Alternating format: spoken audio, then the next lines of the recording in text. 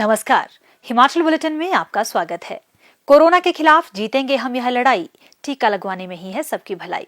18 वर्ष से अधिक आयु के व्यक्ति टीकाकरण के लिए पंजीकरण करवाएं। पंजीकरण के लिए www.cowin.gov.in अथवा selfregistration.cowin.gov.in पर लॉगिन कर अपना मोबाइल नंबर दर्ज करें।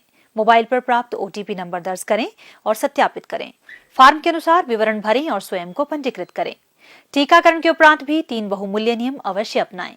हमेशा मास्क पहनें, अपने हाथ साबुन और पानी से नियमित तौर पर अच्छी तरह धोएं और दूसरों से उचित दूरी बनाकर रखें।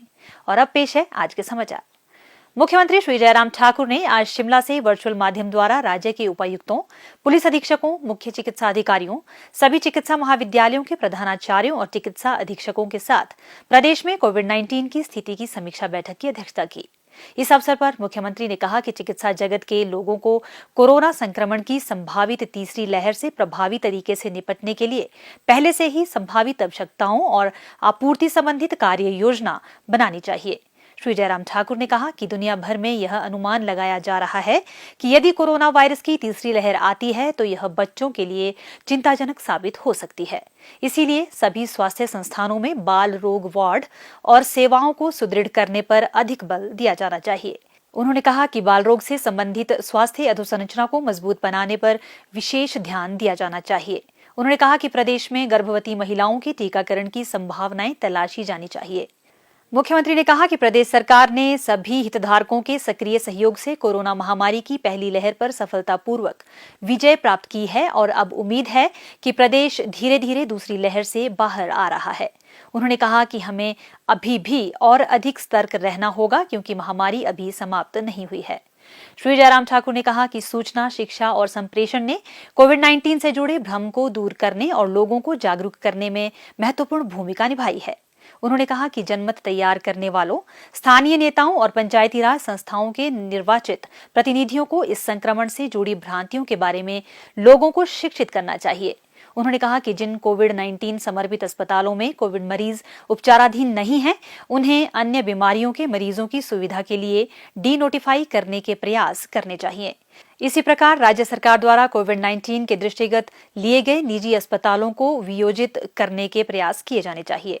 श्री जयराम ठाकुर ने कहा कि स्वास्थ्य विभाग को राज्य के सभी 50 बिस्तरों या इससे अधिक बिस्तरों वाले अस्पतालों में ऑक्सीजन की आपूर्ति उपलब्ध करवाने के लिए ठोस कदम उठाने चाहिए।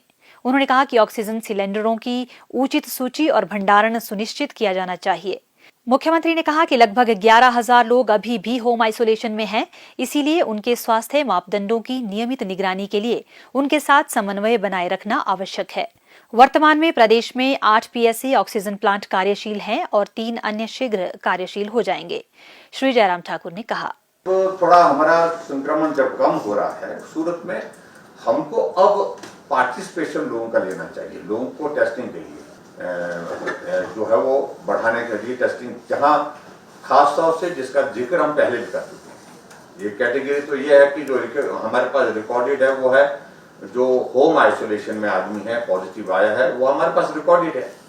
लेकिन दूसरा एक ऐसा भी एक ये है कि जो हॉस्पिटल में एडमिट है तो वो भी रिकॉर्डेड है। लेकिन इसके अतिरिक्त ऐसा भी एक बहुत बड़ा ये है कि वो रिकॉर्डेड नहीं है, वो कोविड का वायरस का कैरियर है। सर्दी जुकाम के कारण घर बैठा है, घर बैठ करके वो अपने हिसाब से दवाई ले रहा है। उसने सुना कि काढ़ा से ठीक होता है, काढ़ा ले रहा है, लेकिन सबको मिल रहा है और सबसे बात कर रहा है, यही कह करके सर्दी जुकाम है मुझे। तो ऐसे में मुझे लग रहा, क्योंकि एक तो उस वायरस का जो भी पेशेंट होता है उसको एक सर्दी जुकाम नहीं सही, लेकिन कोविड पॉजिटिव है तो चाहे उसको ज्यादा तकलीफ नहीं हुई, लेकिन फिर भी उसके बावजूद वो कैरियर तो है ही है ना। हमको इस कैरियर को रोकना है, वो एक इम्पोर्टेंट है। उसके लिए जो टास्क फोर्स बनाई, जो जिसको कोविड कंट्रोल करने के लिए जिसमें एक भूमिका रहेगी उसको, तो उसमें मुझे लगता है कि हमको लोगों को जिनका लोग सुनते हैं, मानते हैं, उन लोगों को भी कांटेक्ट करना चाहिए। ऐसे लोग प्रभावशाली लोग होते हैं, जो लोग जिनके गांव में सुनी जाती है, मानी जाती है बात, तो ऐसे लोगों को भी इन्वॉल्व करना चाहिए।